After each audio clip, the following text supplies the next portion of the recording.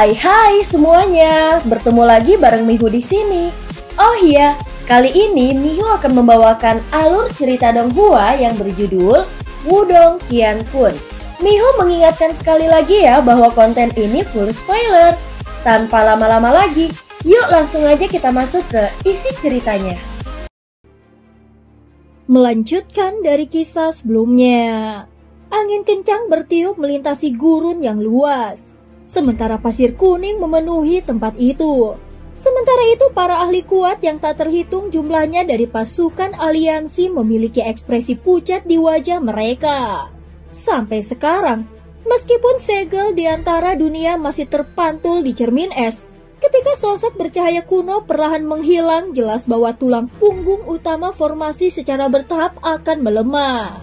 Setelah tulang punggungnya patah, apakah segel di antara dunia masih bisa memblokir Kaisar Yimo yang sudah melarikan diri dari segelnya sendiri? Faktanya setelah segel di antara dunia pecah dan Kaisar Yimo turun ke dunia ini sekali lagi, apakah ada orang di dunia ini yang bisa menghentikannya? Individu yang tak terhitung jumlahnya memiliki ekspresi pucat di wajah mereka. Sementara mata mereka semua dipenuhi dengan keputusasaan. Berdiri di langit, ketika kelompok master kehidupan kematian melihat pemandangan ini, mereka semua menghela nafas pelan. Setelah itu mereka mengangkat kepala mereka, sebelum mereka melihat sosok halus dan memikat di langit. Saat ini dia berdiri di langit, sementara rambut kristal panjangnya menari-nari dengan angin. Pada saat ini dia kemungkinan besar satu-satunya yang mungkin bisa membalikkan situasi. Mungkin karena mereka telah mendeteksi di mana kelompok master kehidupan kematian mengarahkan perhatian mereka. Banyak ahli dari pasukan aliansi juga mulai menoleh sebelum mereka memusatkan perhatian mereka pada Huan-Huan. Lagi pula, berdasarkan kata-kata yang ditinggalkan oleh leluhur simbol sebelum dia menghilang, jelas bahwa kunci untuk membalikkan keadaan terletak pada Master S yang legendaris. Lindong menatap tak terhitung pasang mata yang telah berpaling ke arah Huan-Huan sebelum dia menyadari bahwa mata mereka semua dipenuhi dengan antisipasi dan harapan. Itu adalah satu-satunya secercah harapan yang bisa mereka lihat di tengah keputusasaan. Namun beban harapan semua orang tampaknya telah menciptakan tekanan yang tak terlihat dan masif. Tekanan ini seberat gunung dan sangat menekan bahunya yang lembut. Lindong menatap sosok cantik yang berdiri di langit, sebelum hatinya mulai sakit. Segera dia mengatupkan giginya dan dengan lembut sebelum dia menoleh. Berdiri di langit, saat dia sedang ditatap oleh banyak orang dengan harapan di mata mereka, Huan-Huan perlahan menundukkan kepalanya. Namun dia tidak melihat orang-orang ini, yang sekarang menganggapnya sebagai penyelamat dunia.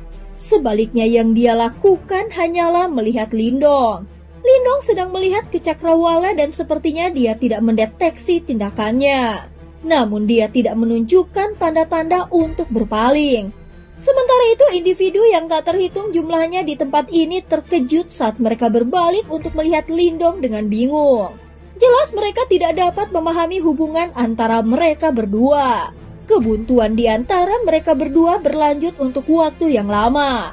Akhirnya Lindong melengkungkan bibirnya sebelum dia berbalik dan menatap langsung ke arah Huan-Huan. Sementara itu mata sebening kristal yang terakhir diam-diam menatapnya. Bahkan sepertinya ada emosi yang sangat rumit mengalir di dalam diri mereka. Saat ini Kaisar Yimo telah melepaskan segelnya dan dia mengincar dunia ini dari luar celah di antara dunia. Namun jika Kaisar Yimo ingin menghancurkan segel yang ditinggalkan oleh guru, dia akan membutuhkan setidaknya 1 tahun untuk melakukannya. Suara Huan-Huan bergema di langit menyebabkan semua orang bersukacita sekaligus resah. Mereka bersukacita karena mereka masih punya waktu 1 tahun lagi. Namun mereka mengkhawatirkan apa yang akan terjadi setelah 1 tahun. Sampai sekarang, pasukan aliansi tidak banyak berguna. Jika kita ingin menghentikan hari kiamat datang dalam waktu 1 tahun, hanya ada satu solusi. Huan-Huan menurunkan matanya yang cantik sebelum dia dengan lembut berkata, itu untuk menciptakan leluhur simbol lain. Para ahli yang tak terhitung jumlahnya terdiam ketika mereka mendengar ini. Bagaimanapun, semua orang tahu bahwa malapetaka dapat dihindari jika ada leluhur simbol yang lain. Namun bagaimana bisa begitu mudah untuk menciptakan tingkat budidaya leluhur simbol? Lindong menatap tajam ke arah Huan Huan. Sementara sensasi gelisah di hatinya perlahan meningkat. Selanjutnya, aku akan mengaktifkan semua energi di dunia ini bergabung dengan master kuno 8 simbol leluhur yang agung. 9 objek ilahi kuno. Huan Huan tiba-tiba mengepalkan tangannya dan berteriak. Sementara itu, suaranya yang sedingin es terdengar lebih keras dari sebelumnya. Bantu aku menjadi leluhur. Seketika keributan yang mengguncang bumi segera meletus di dalam pasukan aliansi. Faktanya, kejutan yang kaya dan padat segera muncul di dalam mata mereka. Namun segera setelah itu kegembiraan liar dan tak terkendali mulai naik ke wajah mereka. Jika Huan Huan benar-benar mampu maju ke tahap leluhur yang legendaris, bukankah itu berarti akan ada leluhur simbol kedua di dunia ini? Kelompok master kehidupan kematian terkejut saat mereka menatap Huan Huan. Apakah dia akhirnya akan memobilisasikan kekuatan itu dalam upaya untuk masuk ke tahap leluhur? Mencoba masuk ke tahap leluhur? Ketika Lindong mendengar kata-kata ini, gelombang juga bergejolak di dalam hatinya. Bahkan itu lama kemudian sebelum dia akhirnya tenang. Setelah itu dia mengatupkan giginya dan berkata, apa kemungkinan kau akan berhasil masuk ke tahap leluhur? Lagi pula, apa yang akan terjadi padamu jika kau gagal? Huan Huan menggunakan kristalnya seperti mata cantik untuk melihat Lindong sebelum dia menjawab. 30%. Jika aku gagal, reinkarnasiku akan hancur dan aku bisa binasa. Segera suasana gembira di gurun membeku. 30%. Mengapa itu sangat rendah? Pakar yang tak terhitung jumlahnya saling memandang. Sebelum mereka segera tertawa pahit. Sepertinya mereka terlalu optimis, selagi pula bagaimana bisa begitu mudah untuk maju ke tahap leluhur. Faktanya, bahkan sosok legendaris seperti Master S hanya memiliki peluang sukses yang rendah. Selain itu konsekuensinya jika seseorang gagal terlalu mengerikan. Lindong menatap tajam pada Huan Huan. Ini adalah sesuatu yang dia antisipasi. Namun dia masih merasa ada sesuatu yang salah. Oleh karena itu dia ragu-ragu sejenak sebelum bertanya, apa yang terjadi jika kau berhasil? Mata seperti kristal Huan Huan tampak menyusut pada saat ini. Sebelum dia menjawab, jika aku berhasil, itu berarti aku telah berhasil. Apalagi yang ingin kau ketahui? Master kehidupan kematian, bolehkah aku bertanya apakah dia mengatakan yang sebenarnya? Lindong melihat kelompok master kehidupan kematian dan bertanya. Yang terakhir ragu-ragu sejenak sebelum dia menghela nafas pelan dan berkata, adik perempuan junior, pada saat ini tidak perlu lagi menyembunyikannya darinya. Jika kau gagal dalam upayamu untuk masuk ke tahap leluhur, reinkarnasimu akan hancur. Namun jika kau berhasil, kemungkinan besar semua emosimu akan membeku juga. Faktanya, guru menyebutkan ini semuanya bahwa kau berbeda dari kita semua. Lindong tanpa sadar mengepalkan tinjunya sementara jejak kemarahan melintas di matanya. Setelah itu dia menatap tajam ke arah Huan Huan sebelum dia terkekeh. Betapa mulianya dirimu. Menempatkannya dengan cara ini, terlepas dari hasilnya, tidak akan ada akhir yang bahagia. Kenapa wanita ini selalu bersikap seperti ini? Ketika Huan Huan melihat kemarahan membara di mata Lindong, dia tidak mundur sambil terus menatapnya. Sementara itu ada tekad yang tidak perlu dipertanyakan lagi di matanya. Tatapan ini berlangsung sesaat, sebelum ekspresi Lindong tiba-tiba menjadi cerah. Ini karena dia bisa melihat ketidakberdayaan dan keraguan yang tersembunyi di balik penampilan luarnya yang tangguh. Karena itu dia melembutkan suaranya dan bertanya, bisakah itu orang lain? Tanya Lindong. Adakah orang lain yang merupakan kandidat yang lebih baik dariku? Alis Huan Huan yang seperti bulan sabit terangkat dan dengan angkuh sebelum dia bertanya. Saat ini aku adalah kandidat yang cukup baik kan? Lindong mengatupkan giginya dan berkata, memang sampai sekarang dia telah maju ke tingkat master istana surgawi. Mungkin dia sedikit lebih lemah dari Huan Huan.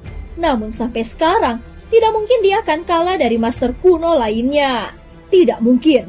Huan meluruskan alisnya yang berbentuk bulan sabit sebelum dia menolaknya tanpa ragu-ragu. Kamu... Lindong menjadi marah setelah dia mendengar ini. Apakah kau benar-benar ingin menjadi penyelamat dunia? Teriak Lindong. Ini adalah takdirku. Huan menjawabnya dengan lembut. Lindong mengepalkan tangannya erat-erat. Sementara itu tubuhnya gemetar saat dia menatap Huan. Beberapa saat kemudian, dia tiba-tiba menghirup udara dalam-dalam. Apakah ini keputusan terakhirmu? Jelas bahwa aku saat ini memiliki kualifikasi. Mengapa kau harus bersikeras bertindak seperti ini? Ketika Huan melihat ekspresi tertindas Lindong, dia tanpa sadar mengepalkan tangannya seperti batu giok. Sebelum dia menggertakkan gigi dan perlahan menganggukkan kepalanya. Lindong tersenyum tipis. Sementara itu ada kelusuan dalam senyumannya yang tidak bisa disembunyikan. Kalau begitu semoga kau berhasil. Setelah dia berbicara, dia berbalik dan bersiap untuk pergi. Tunggu, selama tahap akhir, aku akan membutuhkan kekuatan batu leluhur dan simbol leluhur. Aku harap kau dapat mengendalikan mereka dan membantuku. Ketika Huan melihat Lindong berbalik untuk pergi, sensasi pahit menyembur ke dalam hatinya yang sedingin es. Namun dia dengan paksa menekan emosinya sebelum dia segera angkat bicara. Tubuh Lindong gemetar lembut, dia berbalik sebelum dia menatap Huan dengan lesu. Saat ini berhadapan dengan tatapannya, bahkan Huan tidak berani menatap langsung ke matanya. Bolehkah aku menanyakan satu pertanyaan terakhir? Ucap Lindong. Ya, jawab Huan dengan singkat. Saat ini apakah kau Master S atau Huan? Tanya Lindong. Huan terdiam. Pakar yang tak terhitung jumlahnya dalam pasukan aliansi memandang mereka berdua. Jelas mereka menyadari bahwa ada hubungan yang rumit di antara mereka berdua. Mereka berbalik untuk saling memandang meskipun mereka tidak berani berbicara. Lindong menatap Huan yang terdiam. Seolah-olah dia tiba-tiba mengerti. Dia tersenyum tipis sebelum berkata, "Tidak apa-apa, biarkan dia tetap di hatiku kalau begitu. Terima kasih." Setelah dia berbicara, Lindong menjentikan lengannya, segera 3 simbol kuno melesat keluar dari dalam tubuhnya dan terbang menuju Huan. Akhirnya jejak darah melintas di jari Lindong, sebelum dia dengan lembut menggambar garis di udara. Segera garis darah itu ditarik, ketiga simbol leluhur tiba-tiba bergetar hebat. Samar-samar suara mendengung meletus sementara emosi yang tak diinginkan menyebar. Lindong menutup mulutnya yang terbatuk. Jejak darah benar-benar muncul di sudut bibirnya. Sementara wajahnya juga menjadi jauh lebih pucat. Ternyata dia sebenarnya secara sepihak memutuskan hubungannya dengan 3 simbol leluhur. Lindong, saudara Lindong, kakak laki-laki, Ling Qingzu, King Tan, Little Flame, dan yang lainnya memiliki perubahan drastis dalam ekspresi mereka ketika mereka melihat ini. Lindong melambaikan tangannya sebelum dia sekali lagi menyentakkan lengannya. Setelah itu, batu leluhur, tablet desolut hebat, dan istana ilahi misterius ditembakkan. Akhirnya dia berbicara dengan suara yang lemah. Pergi dan bantu dia, ucap Lindong. Lindong, kamu... Yan muncul dalam sekejap. Dia menatap Lindong sebelum dia berkata dengan cemas. Lindong tersenyum dan berkata, ada sesuatu yang harus aku lakukan juga dan aku khawatir aku tidak bisa berada di 2 tempat sekaligus. Oleh karena itu, ini adalah satu-satunya cara, ucap Lindong. Apa yang akan kau lakukan? Yan dengan cepat bertanya. Lewati kesengsaraan reinkarnasi, Lindong berkata dengan lembut. Yan tercengang. Dia melihat ekspresi Lindong sebelum sensasi gelisah tiba-tiba melonjak di matanya. Lulus kesengsaraan reinkarnasi pertama, Lindong tersenyum dan menggelengkan kepalanya sebelum dia menjawab. Mereka bertiga. Yan tercengang. Sementara itu berdiri di langit, Huan yang menatap terkejut pada 3 simbol leluhur di depannya tiba-tiba gemetar. Master S, aku harap kau akan berhasil. Karena tidak ada yang tersisa untuk aku lakukan, aku akan bergerak terlebih dahulu. Lindong menangkupkan tangannya ke arah Huan. Setelah itu dia tidak berlama-lama. Tubuhnya bergerak sebelum dia berubah menjadi sinar cahaya dan terbang dengan cepat keluar dari wilayah Suan Barat. King Tan, Ling Qingzu, Little Flame, dan Little Marten dengan cepat mengikuti di belakangnya setelah melihat ini. Banyak individu yang terdiam ketika mereka melihat pemandangan ini. Jelas mereka tidak mengerti mengapa segala sesuatunya berkembang sampai tahap ini. Huan mengulurkan tangan panjangnya yang sedingin es sebelum dia meraih 3 simbol leluhur, batu leluhur dan benda-benda suci lainnya. Mata cantiknya yang seperti kristal sedikit linglung saat dia melihat pria itu yang menghilang ke cakrawala.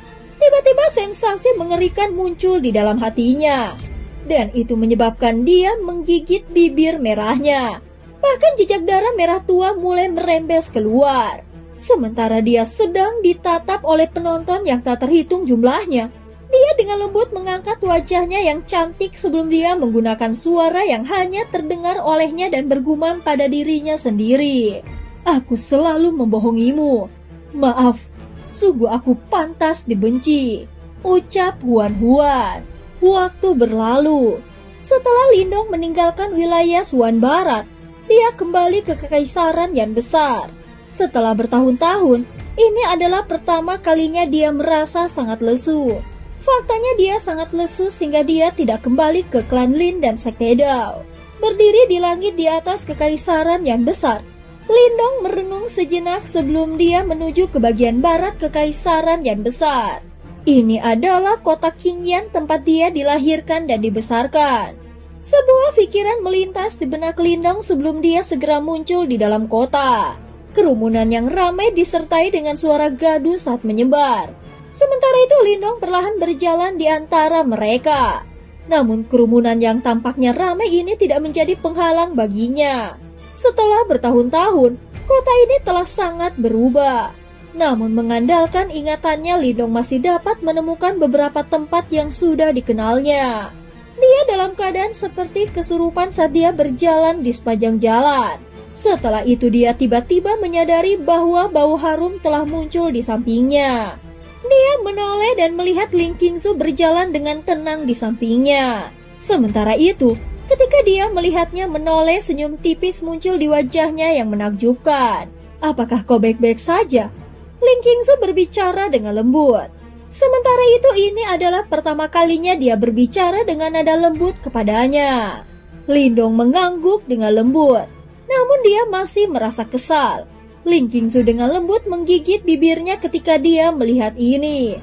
Selanjutnya dia mengulurkan tangannya yang panjang dan halus sebelum dia meraih tangan Lindong. Setelah itu, dia mengunci jarinya dengan jarinya sebelum dia memegang erat tangannya. Melihat ini, Lindong sedikit terkejut. Bagaimanapun Ling Qingzu memiliki sikap dingin dan sombong. Oleh karena itu jarang terlihat baginya untuk secara sukarela mengambil inisiatif. Lindong menghela nafas. Ketika dia melihat bahwa Ling Qingzu bersedia mengesampingkan harga dirinya untuk menghiburnya, dia merasakan kehangatan di hatinya. Segera dia menatapnya sebelum dia dengan lembut berkata, "Maaf, tidak perlu meminta maaf." Ling Qingzu menggelengkan kepalanya dan menjawab, "Ayo pergi. Aku akan menunjukkan kepadamu rumah klan Linku." Lindong menyeringai. Dia memegang tangan Ling Qingzu sebelum dia mengandalkan ingatannya dan berjalan menuju kediaman keluarga Lin. Itu bukan klan Lin. Sebaliknya itu adalah keluarga Lin, keluarga cabang kecil, namun ini adalah tempat yang paling dia hargai. Ling Qingzu mengangguk dengan lembut sebelum dia memberikan senyum manis dan lembut yang membuat ratusan bunga mekar pucat dibandingkan. Keduanya berjalan di seberang jalan. Setelah itu Lindong berhenti. Dengan keterkejutan di matanya, dia menatap pemandangan di depannya. Ini adalah persimpangan antara beberapa jalan. Namun tempat ini saat ini agak kacau. Dari kelihatannya, sepertinya dua faksi sedang bertarung. Suara kepalan tangan bertemu daging disertai dengan pekikan tajam yang menyedihkan. Lindong melihat kelompok di depannya. Ada seorang pemuda yang tampak menakutkan memegang tongkat kayu. Sebelum dia mengayunkannya ke arah kelompok yang berdiri di seberangnya. Keganasannya mengintimidasi yang lain dan tidak ada yang berani menghentikannya. Lindong memandang pemuda yang tampak agak akrab ini sebelum dia menjadi sedikit linglung. Akhirnya dia mengingatnya. Faksi pedang Wuyun. Pemuda ini tampaknya cukup kuat karena dia berhasil menghadapi sebagian besar lawan sendirian. Setelah itu dia menepuk tangannya dengan senang sebelum dia membuang tongkat kayu di tangannya. Kemudian dia tersenyum berkata, "Beraninya kau menyinggung faksi pedangku di kota Qingyan. Kau sepertinya ingin mati." Hahaha. Apakah kau benar-benar berpikir bahwa faksi pedangmu adalah faksi terkuat di kota Qingyan? Apakah kau memiliki keberatan? Wuyun melebarkan matanya saat dia berteriak. Apakah kau lupa tentang keluarga Lin di kota Qingyan? Pria itu mendengus dingin. Ekspresi Wuyun menegang. Dia berteriak dengan marah karena malu. Apa yang kau tahu? Aku ingin tahu di sudut mana kau bersembunyi ketika aku bergabung dengan Lindong untuk berurusan dengan antek-antek dari keluarga Xie dan keluarga Lei. Tepat setelah suaranya terdengar, tawa lembut terdengar dari jarak yang cukup dekat. Wuyun segera menoleh dengan marah saat dia bersiap untuk mengacaukan pria yang benar-benar berani mengejeknya. Namun ketika dia berbalik, dia segera melihat seorang pemuda berpakaian hitam dan juga seorang wanita cantik yang mempesona. "Kamu..." Wuyun menjadi sedikit linglung karena penampilan Ling Qingzu yang menakjubkan. Namun dia dengan cepat memulihkan kesadarannya. Segera matanya melebar saat dia menatap pemuda berpakaian hitam itu. Jarinya gemetar karena terkejut saat dia menunjuk yang terakhir dan berkata, Lindong."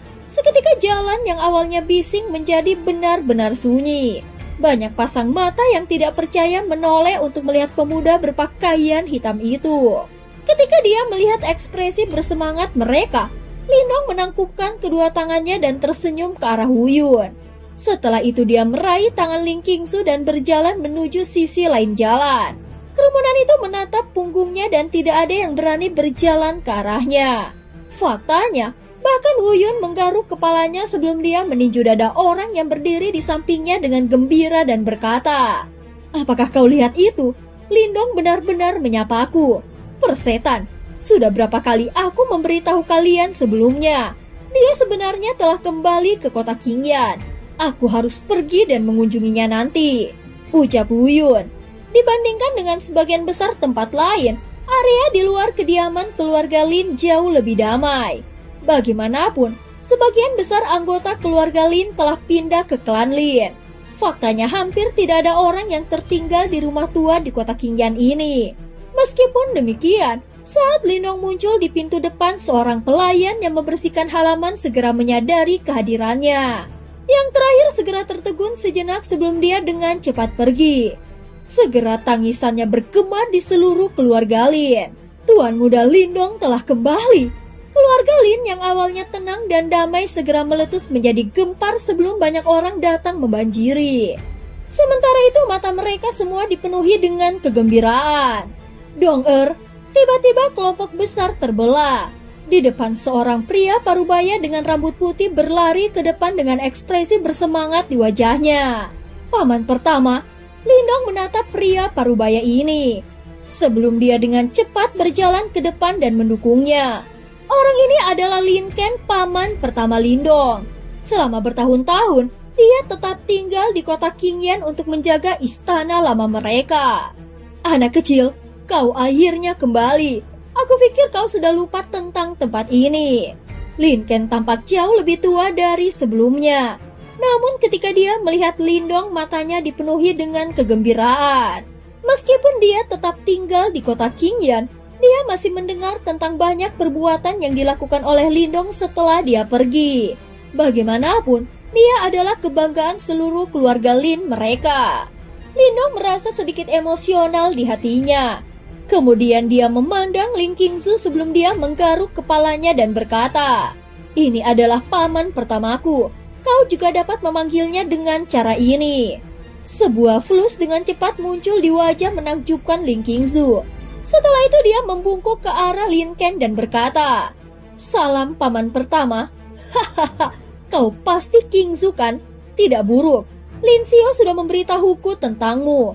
"Hahaha, sepertinya Lindong memiliki selera yang sangat bagus." Lin Ken tersenyum mengangguk. Dia mengamati Ling Qingsu sejenak sebelum matanya dipenuhi dengan kepuasan. Lagi pula, bahkan di seluruh wilayah Suan Timur hampir tidak ada wanita yang bisa menandingi Ling Qingsu dalam hal penampilan dan sikap. Faktanya tidak ada seorang pun di kota Qingyan yang pernah melihat keindahan yang begitu menakjubkan sebelumnya. Bagus, sekarang kau sudah kembali. Kamarmu selalu terjaga kebersihannya. Apakah kau ingin aku meminta seseorang untuk melayanimu? Lindong menggelengkan kepalanya. Dia mengobrol dengan Lin Ken sebentar sebelum dia memimpin Ling Qingsu dan berjalan menuju gunung belakang. Setelah mereka pergi, tidak ada yang peduli dengan gunung belakang ini dan sekarang ditumbuhi rumput yang liar. Ketika angin sepoi-sepoi bertiup, rumput liar dan bunga-bunga yang tersebar di seluruh gunung akan menari dengan lembut bersama angin. Selama beberapa hari berikutnya, Lindong tinggal di kota Qingyan dan tidak menunjukkan tanda-tanda akan pergi. Selain itu, setiap hari dihabiskan dengan cara yang sangat damai. Dia hanya akan berjalan-jalan santai di gunung belakang yang damai. Sementara Ling Qingsu diam-diam mengikuti. Pada saat ini Lin Ken tampaknya telah mendeteksi keadaan emosi Lindong. Karena itu dia menolak semua orang yang muncul untuk mengunjunginya dan tidak mengizinkan siapapun untuk mengganggunya. Pada hari ketiga, Little Marten dan King Tan juga bergegas ke kota Qingyan. Selain itu, mereka bahkan pergi ke ibu kota dan membawa Lin Xiao dan Liu Yan kembali. Begitu Liu Yan melihat Lindong, dia segera berlari dan memeluknya. Sementara itu matanya memerah. Ini karena sepanjang jalan, Little Marten sudah memberitahunya tentang semua yang terjadi. Terlebih lagi ini adalah pertama kalinya dia melihat putranya, yang selalu penuh dengan energi dan semangat dan tidak akan pernah mengakui kekalahan terlepas dari seberapa suram situasinya. Karena ekspresi lesunya, itu membuat hatinya mulai hancur. Dong-er, ada beberapa masalah di dunia ini yang tidak pernah bisa diselesaikan dengan sempurna. Kerja kerasmu tidak sia-sia. Kami akan selalu bangga padamu. Liu Yan memeluk Lindong sementara air mata mengalir di wajahnya. Kemudian dia berkata, "Jika kau lelah, orang tuamu selalu ada untukmu. Jangan membebani dirimu dengan beban menyelamatkan dunia.